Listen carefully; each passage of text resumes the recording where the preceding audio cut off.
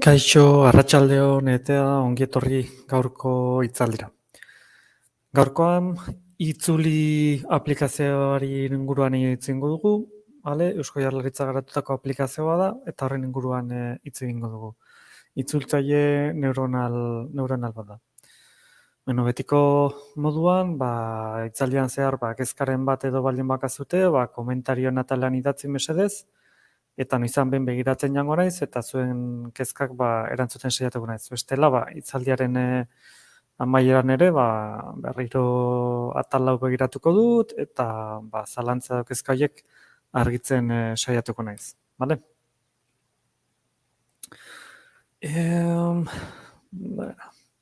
Bueno, lehen esan dizudan moduan, itzuli, Eusko Jaurlaritzak sortutako aplikazio bat da, bale? Bueno, itzultzaile bat da, bale? Itzultzaile neuronal automatiko bat.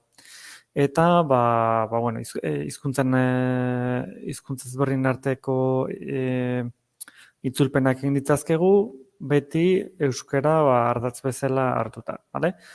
Normalean euskara eta gaztelaniaren arteko itzulpenak izan dira, baina ingelesa eta frantsesarekin ere egiteko aukera badago. Eta formatu ezberdinetan daukagu aplikazio, bale? Alde batetik, webgune bat bezala daukagu, Google Traductor bezala, gero navegatzaileko plugina bezala, kasu honetan Chrome eta Firefoxerako garatuak izan dira bakarrik, badakizue navegatzaile gehiago badaudela, baina kasu honetan Google, Chrome eta Mozilla Firefox navegatzaileetarako plugin moduan garatu da aplikazioa. Eta gero Android eta iOS sistemekeko telefono edo tabletentzat, bale? Android eta iOSen kasuan, minio batzuk egongo dira, gaur egun jendea dauzkan Android sistemetan, gehiengoetan funtzionatuko du, iOSen kasuan, iOS 12 bertsioa behar dezute, erabili ahal izateko, eta hori telefonoen kasuan, eta bestela tabletetan 11, beranduago ikusiko dugu lasai.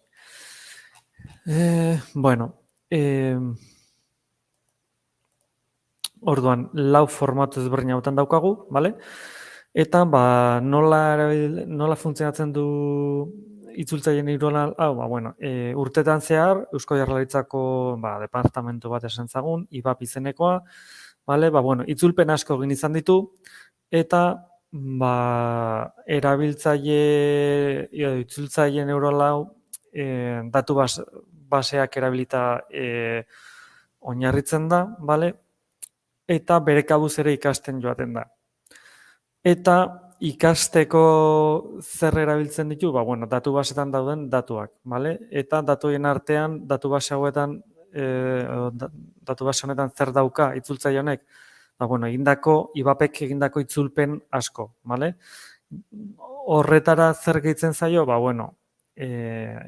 Erabiltzen joan den jendearen itzulpen horiek ere, gordeta dauzka, nolabait datu horiek erabila izateko, bale? Horren bitartez, aplikazioak ikasten du nola egin beharretan itzulpena, kontekstuaren arabera, zeitzekin eta abar, bale? Aplikazioak 2019 urtean sortu zen Eusko Jaurlaritzarekin, eta, ja 2023an, badarama urte batzuk martxan, eta urteak pasala, aplikazioa garatzen joan da, eta hobetzen joan da, bale? Zer da itzultzaile neuronala? Alde batetik hemen bi gauza dauzkago, bale? Itzulpen automatiko estatistikoa, bale? SMT, edo itzulpen automatiko neuronalak. Itzulpen automatiko estatistikoen artean, hemen jartzen irakurriko izuet, perpausak, esaldi eta hitzetan zatitzearen arabera itzulpen sortzen duen eredua da. Bale, pixkat berak estrukturia aztertzen du, nola zatitzen diren, eta horren arabera detailetan sartu gabe, hori kontuan izan da itzulpena egiten du. Vale? Eta bestalde, itzulpen automatiko neuronala, neurona sareak erabiltzen ditu perpaus osoak bere testu inguruan itzultzeko. Vale? Honek zer esan nahi du? Burmuin elektroniko bat izango balitz bezala funtzionatzen duela eta horren bitartez itzultzen duela. Vale? Oaintxe ikusiko du pixkat gehiago honen inguruan. Vale? Zer da sare neuronal bat? Sare neuronal artifizial, burmuin biologiko baten neurona sare antzeko nodo talde interkonektatu bat da. Vale? Sistema honek beste termino, esaldi eta testu batzuetatik datu gari lortzen ditu, aurretik itzuli direnak. Esperientzia metatzaile horri esker, testuen elementuak eta horiek erabiltzen diren testu ingurua edo egoera interpretatzen ikasten du. Vale? Hau da, pertsona bat izango alitz bezala gauzak aztertu egiten ditu eta gauza asko kontuan izan da, itzulpena egiten du. Vale? Eta horretarako erabiltzen duena da, lehen komentatu dizudan, datu base horietan daukagun informazioa. Vale? Eta informazio hori izango litzateke, urteetan zehar IPAPek egindako itzulpen horiek eta jendeak egindako itzulpenetatik ere, informazio hori itzulpen horiek nola egin diran, zein den idazteko modu egokea, esaldien struktura, pixkat dena aztertzen du, eta itzultzeko modu edo era egokiena aukeratuko du itzulpena egiteko. Vale? Beraz, aldez aurretik egindako itzulpenetatik aplikazioak ere ikasi egiten du eta hortik aurrera ikasitako hori aplikatzen saiatzen da. Vale? Pertsona batek egingo lukeen moduan. Vale? Argi dago makina bat dala, vale? Baina pertsonak aplikatzen ditugun kontzeptua aplikatzen saiatzen da. Nola baita. Vale?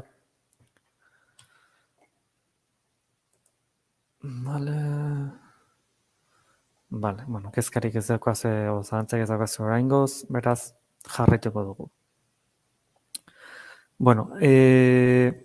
Lehen aipatu dizudan moduan, 4 aukeraz berdin daukagu aplikazio erabiltzeko, bale? Alde batetik webgune bezala, bestetik nabigatzailean plugin moduan, bale? Eta gero beste bi telefono eta tabletekin lotuta, bale? Android eta iOS. Kasu honetan, web itzultzailearen webgune bezala aipatzen hasiko gara, bale? Hemen ikusiko dezakegu itzulti webgunera sartzeko, bale? Ez dauka misterio handirik. Googleen bilatzen baldin baduzue, itzuli plus, adibidez, bale? Hori da bere izena eta lehenengo aukera hori izaten da, bale? Itzultzailearen webgunea izaten da. Beraz ez dauka galtzeko aukera handirik. Bertan, hemen irudien ikusten duzuen moduan, tresna bertan plugin moduan nabigatzailean jartzeko aukera daukagu, Google Playeko ikonoa ere badaukagu eta Apple Storeko ikonoa ere badaukagu, bale? Hori, bakoitzaren sistemari lortu ahal izateko, bale? Bertan itzulpen mota aukeratuko dugu, hau da, hautatu tipologia jartzen du irudian, bale? Hau da, zer orokorra edo testu juridiko administratibo bat baldin bada. Zergatik, kasu horretan juridiko administratiboa denen, oso hitz teknikoak edo erabiltzen dira eta hori aipatzen baldin begu, lagundu egiten diogu berak itzulpen hori ahalik eta hoberen egin dezan, bale? Bestetik, gero hizkuntza aukeratuko dugu, bale? Bertan hizkuntzak testua daukagu eta horren azpian kaxa bat daukagu gezi batekin. Bertan klikatu ezkero, aukera ezberdina dauzkagu, bale? Gaztelanian euskera, euskera gaztelania, inglesare horre ongo litzateke, bale?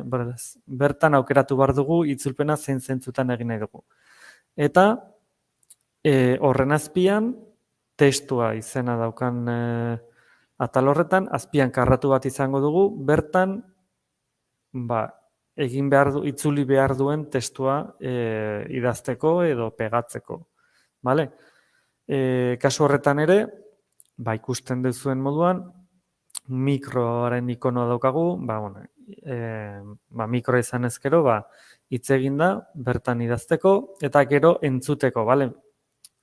Bozgorgailu ikono honek, itzulpena edo idazten duguna entzuteko aukera ematen dugu, bale? Beraz,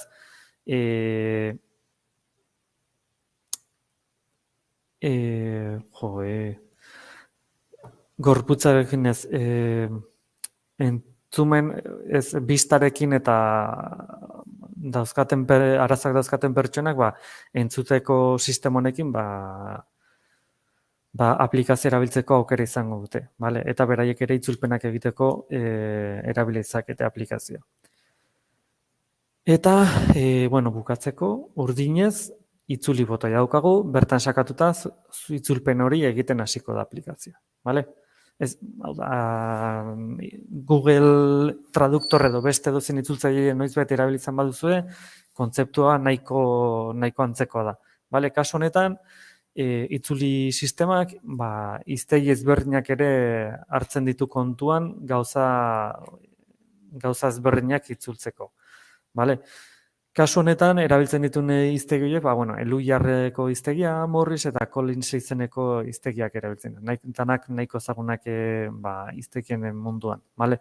Gero Wikipedia euskaraz ere kontuan izaten du, eta, gauza ezberdinak dauzka. Vale? Oberena, probatzen joatea izango da, eta nahiko aplikazio txukuna da euskarazko itzulpenak egiteko. Nabigatzailereko plugina, hemen eskubiko irudian ikusten baduzue, goikaldean, karratu 2 marra esan ezagun bat urdinez besta berdeaz, bale? Hori da plugina, baina lehenengo instalatu behar izango du. Hau da, lehenengo gure nabigatzailereki, bai Chrome edo bai Firefox, bakarrik bi kasuietan daukagu eskuragarri plugina, bale? Eta azkenen plugin bat programa txiki bada, bale? Hau da, nabigatzaileari programa txiki bat gehitzen diogu lan konkretu batzuk egiteko, bale? Kasu honetan, itzultzaile hau erabili izateko, bale? Eta horretarako, nabigatzailearen aukeretara joan, eta pluginaren aukeretara joango gara, eta bertan bilatuko dugu itzuli plus testuarekin edo itzuli testuarekin, eta bertan ikonoa topatzen dugunean, hemengo ikono hau, instalatuko genuke. Behin instalatuta, aktibatu beharko genuke, bazpare, pluginekin erabiltzeko ohituraz baukazue, normalean, eskubian goikaldean, izaten dira aktibatutako pluginek ikonotxo txiki bat, Beraz, bertan agertu beharko litzateke ez badago, aktibatuko genuke, eta ja erabiltzeko preste egongo litzateke plugin hau. Behin aktibatuta, lehen komentatu izuan karratu aterako litzateke, eta karratu honetan ikusten dituzue aukera pila bat dauzkagula, eta, oraintxe aipatuko ditugu.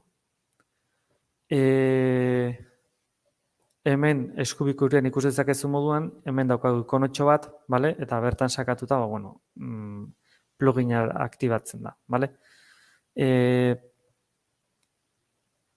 Hemen ateratzen zaizkigun aukerak dira traduktor, diccionarios, Wikipedia, software, baina, aurreko irudien ikusten duzuenak, hauek dira nik aipatu nahi ditzuedanak, zeren hemen aukera horiek aipatuko izkizuet, diala, lehenengoa traduktor, hau da, itzultzeko traduktor hori, gero hiztegia, hau da, hiztegi baten bilatuko genukena, gero EU letrarekin euskal terminok eta bilatzeko ere, hiztegiaren antzeko zer, gero Wikipedian ere euskaraz bilatzeko, gero esanaiak bilatzeko, sinonimoak bilatzeko ere hurrengoa, gero glosario txiki bat, eta, bueno, testua garbitzeko aukerare, bale? Eta gero, eskubirago dauzkagu lau ikonotxo boligrafo bat edo rotuladore bat izango ez bezala, eta hori, bueno, subraiadore moduan edo subraiatzeko funtzioa dauka, bale? Hori ere, gero aplikatzen da itzulpenetara, hau da, testu batekin webgune batean gaude, eta tresna horrekin azpimarratu egingo genuke esaldi bat edo itzuli nahi duguna, eta horren bitartez gero itzulpenak egiten lagunduko digu. Vale? Beraz, hemen aipatzen duna da plugin install ondoren, ikono berri bat izango dugu goiko eskuineko iskinean, vale? Lehen aipatu izuen moduan. Itzuli ikonoa sakatuko dugu, itzuli barreko testu idazten edo itxasten dugu, vale? Eta hiztegi bat erabiltzeko edo diktatzeko aukerare badaukagu. Orduan, kasu honetan, lehen aipatu izudan hemen lehenengo aukera sakatu du, vale? Itzultzailea, eta horrelako leiho ateratzen zaigu, eta bertan nahiko logikoa. Karratu batean itzuli nahi dugun testua idatziko dugu, eta bigarrengo karratuan itzuli barreko testua esandako hizkuntzan itzuliko dugu. Vale? Eta testua idatzi egin dezakegu edo itxatxi egin dezakegu da. Webgune batetik kopiatu eta bertan itxatxi eta itzultzeko botoiari eman eta testua itzuliko luke. Vale? Hau da, lehen komentatu dizuedan barra, hau da, hemen nabigatzailean goikaldean eskubian daukagun ikon hori sakatuta, karratutxo txikia agertzen zaigu webgunearen gainean, eta hauek dauzkagu aukerak, bale? Hasieran hizkuntza aukeratuko genuke, kasu honetan irudian gaztelen euskera daukagu, baina bertan klikatuta hori aldatu dezakegu. Gero, lehen esan dizuan moduan, itzultzailearen aukera, bueno, orain ikusiko ditugu. Bale? Beraz, lehenengoa, itzultzailea da, bale? Urrengoa hiztegia, urrengoa EU letra horrekin euskaltern, urrengoa Wikipedia euskeraz bilatzeko, urrengoa definizioak, sinonimoak, glosario edo gogokoak eta garbitzeko, bale? Eta gero, eskubialden, hemen bi zenbaki honekin, azpimarraren atala daukagu, bale? Hemen ere ikono ezberdina dauzkagu, bale? Eta hau ez dator bat honekin, bale? Baina, bueno, hauetako bakoitzak funtzio ezberdina dauka. Hasieran hau aipatu dugu, itzultzailearena, besterik gabe, orain hiztegiarena aukeratu genuke, bale? Hiztegia aukeratuta, hau ateratzen zaigu, bertan bilatu nahi dugun hitzaren esanahi hori, bale? Men idatziko genuke hitz hori, gero bilatuko genuke, eta emaitza izango litzateke sistemak ematen digula hitz horren esanahia, ezta? Hiztegi batek daukan funtzia hori da azken finean. Hemen dauzkagu pausak, bale? Hiztegia botoia sakatuko dugu, bilatu beharreko hitza idatziko dugu, eta luparen botoia sakatuko dugu bilaketa egiteko, bale? Behin lupa sakatuta, orduan emaitza jasoko dugu. Euskaltern kasua, hiztegiak bezala funtzionatzen du, bale? Oso antzekoa da. Terminologia batzordeak onartu eta gomendatutako terminologia eskaintzen du, eta termino teknikoak bilatzeko gomendatua da. Bale, aurrekoaren oso antzeko, hau da, hiztegiaren oso antzekoa da. Bale, idatzi nahi dugun terminoa idatziko genuke, eta berak ikusten duzen moduan horrelako maitz bat ematen dugu. Bale? Wikipediaren ikonoarekin, bilatu nahi duguna idazten dugu, eta emaitza Wikipediarako artikuluak izango dira euskeraz. Bale? Normalean. Ez dauka misterio, horrez daukat ezer gehiago esplikatzeko zen nahiko nahiko simplea da. Definizioak, bilatu beharreko termino idatziko dugu, euskaltzaindiaren hiztegiaren arabera, hitzaren edo terminoaren definizioa agertuko da. Bale? Azkenean, hau ere, hiztegiaren nahiko antzekoa da. Bale, danak baren artean nahiko antzekoa. Hau pixka desberdina da, baina ere, erlazioa dukanez, zentzu batean ere antzekoa da.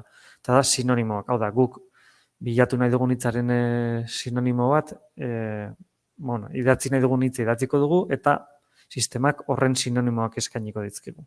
Bale?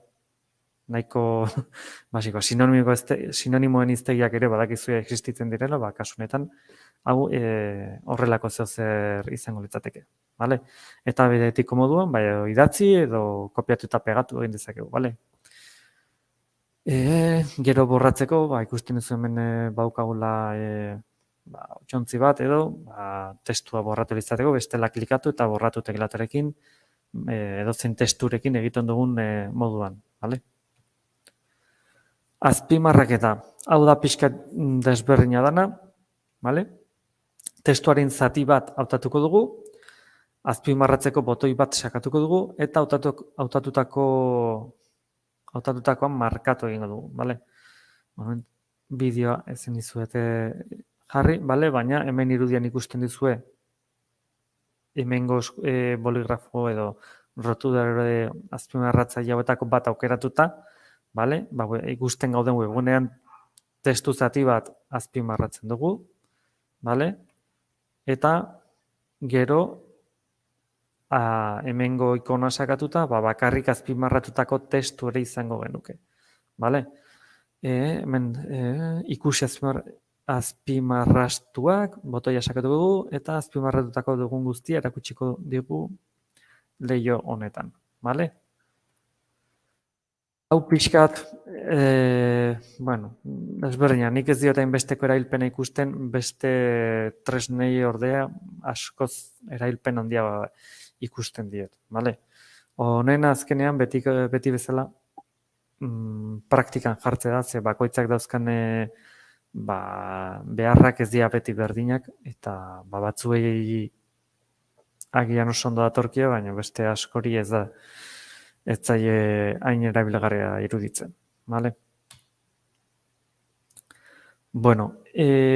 Navegatzailearen aukera, adiez Google traduktorren antzekoa da, eta gero oain ikusi duguna pluginarena, baina pixkat berezigoa da, zeren navegatzaile konkretu behar genuen, Chrome edo Firefox, eta gero bertan plugina instalatu behar da, bale? Kasu honetan, iOS aplikazioa Appleen produktueran erabiliko genuke, bale? iOS Appleen sistema eragilea da, ez badakizue, Apple produktua dauzkatenak seguru badakitela. Beraz, Macaren edo Appleko App Storean sartuko ginateke, bertan itzuli testu idatzi, azkenen hori da aplikazioaren izena, eta aplikazio instalduko genuke, bale? Hemen ikusten duzue, kontuan izan behar dugu, gutxienez 12. bertsioa izan behar dugula, iPhoneen kasuan eta iPaden kasuan, iPhonea telefono da, iPada tableta da, tabletaren izena da. Tabletaren kasuan 11.0 bertsioa behar dugu, eta M1 txipa Mac OS-erako, bale? Beraz, iOS sistemetan telefono balin bada 11.0, iPada balin bada 11.0, eta Appleen beste produktu batzuetan Mac OS sistema daukatenak, hau da, ordenagailuak, M1 txipa izan beharra daukate, bale? Hau da, azken belaunaldiko txipak izan behar dute. Bestela, ezingo genuke ordenagailu horietan erabili. Androiden kasuan, Play Storean sartuko ginateke, eta gauza bera, itzuli testua bilatu eta aplikazioa instalatu, bale? Lehen hasieran aipatu dizuet, gaur egun jende gehienak dauzkan telefonoetan Android sistemarekin, daukaten bertsioa nahikoa izaten da, bale? Orokorrean, Gertatu daiteke telefono bat nahiko zarra izatea Androidekin eta ez funtzionatzea, baina hemen zalantzarik izan ezkero aplikazioaren leihoa ireki eta azpikaldean beti izaten da aplikazioa erabiltzeko beharrezkoak diren ezaugarriak, bale? Hau da, Android bertsio minimoa eta beste gauza batzuk behar izan ezkero ere, bertan agertzen da informazioari. Beraz, zalantzaren bat baldin baukazue aplikazio instalatuta gero ez delako funtzionatzen, bertan begiratu, baina normalean instalatzen uzten baldin baizue da erabili daitekelako, bale? Bestela, erabili aurretik sistemak berak normalean abisatzen doizu, ezin da hau instalatu, daukazun bertsioa ez dalako nahikoa hau instalatu alizateko edo erabili alizateko, bale? Beraz, gertatu daiteke ezin erabiltzea, baina Appleen kasuan ere gertatu daiteke, eta hemen ez dago beste aukerarik, bale? Aplikazioa telefonoan edo tabletean ezin baldin badugu instalatu, webgunearen aukera daukagu edo nabigatzearen bitartez plugina instalatuta, bale? Nola erabili aplikazioa? Bueno, iOS eta Android ikusiko duzuena oso antzeko izaten da, bale? Azkenean gaur egun telefonoak beraien artean oso antzekoak dira beti, eta erabiltzeko moduan ere aplikazio egiten direnean saiatzen dira aplikazioak berdintasunak mantentzen, bale? Edozen itzultzailetan egingo nukeen moduan, hizkuntza sakatuko dugu, bale? Eta bertan zein hizkuntzatik, zein hizkuntzara egin nahi dugun itzulpen aukeratuko dugu. Gero, testu kaxan, bale? Klik egingo dugu eta bertan itzuli nahi dugun testua idatzi edo itxatxiko genuke. Gero, kamera sakatuko dugu, irudi bat, kameran ikonako gor, irudi batetik itzuli alizateko, bale? Eta mikrofonen aukerare azpikaldean daukagu, bale? Testu bat diktatzeko da. Mikrofonaren ikono sakatuta, guk hitz egingo genuke, eta guk esandakoa bertan idatziko da, bale? Hau da, diktado bat deitzen dana. Ez dauka hau gaur egun ere, WhatsAppan erabili dezakegu aukera hauek, bale? Bueno, kameran ez mikrofonen esan nahi dut. Eta, pixkat labur bilduz, bale? Aplikazio sortzeko azkenean enpresa edo elkarte askoren laguntza izan da, bale? Eta, hemen aipatuta daude IBAP, bale? Eusko Jaurlaritzako zati bat dela esan dezakegu, gero UPV-ren Euskaren Institutua, EIZIE, AENOR, Eliburutegia, Euskaren Erakunde Publikoa eta Bikontep. Bikontech edo Bikontek edo ez dakit nola aipatuko dan enpresaren izena. Bale, azkenean ez da bakarrik Eusko Jaurlaritzak jarri duen borondate hori, baizik eta beste elkarte edo enpresa batzuekin ere, beraien laguntzarekin ere sortu da aplikazio hau, bale? Eta lehen aipatu dizuet, azkenean hau sare neuronal bat da, eta geroz eta informazio gehiago eduki, itzulpenak geroz eta hobeak izango dira, zeren egiten diren itzulpen horiek, gero zuzentzen joaten dira, eta sistemak berak ikasten du nola, hortik aurrera egin behar dituen itzulpen horiek, ze aldaketak izan dezaketen, nola egin behar dituen hortik aurrera, aldez aurretik egin duen lan guztia kontutan izan da, bale? Egindako lana edo bere datu basean daukan informazio guzti hori kontutan izan da, hortik aurrera egiten dituen itzulpenak, informazio guzti hori kontuan izan da egingo du. Beraz, geroz eta itzulpen gehiago egin, geroz eta datu gehiago dauzka, geroz eta datu gehiago izan da, geroz eta itzulpen hobeak eta zehatzagoak izango dira, bale?